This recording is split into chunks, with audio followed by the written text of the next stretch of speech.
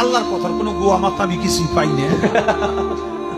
আল্লাহ যে কইল প্রথম সৃষ্টি আমার এশক, প্রথম সৃষ্টি আবার কয় আমার আরশ, প্রথম সৃষ্টি আবার কয় নূর, প্রথম সৃষ্টি আবার কয় রূপ।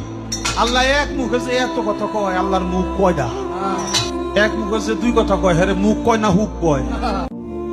আল্লাহ জাহান্নামীদের ব্যাপারে আসরের দিন বলবে, আমার ফেরেশতার ওরে ধর, ওরে ধর, খুজুহু তাকে ধরো, ফাগুল্লুহু বেঈমানরে বাঁধো, ফাগুল্লুহু অর্থ হলো বেঁধে ফেলো, বেঁধে শক্ত করে বাঁধবা, টাইট করে বাঁধবা। আচ্ছা কেমনে বাঁধবে জানেন? বলি ওই ভাই শুনবা, তাফসীরের মধ্যে আছে, তুমি বলবো এটা। কোন মানুষকে যে সেলাই করে, অ্যাক্সিডেন্ট হইলে যে মানুষকে সেলাই করে না, সেলাই মানে কি?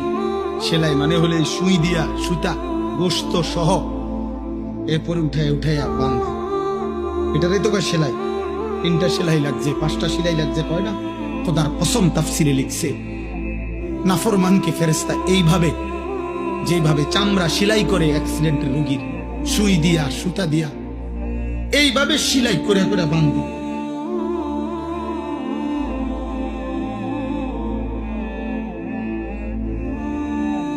খুজুহু ফাগুল্লুহু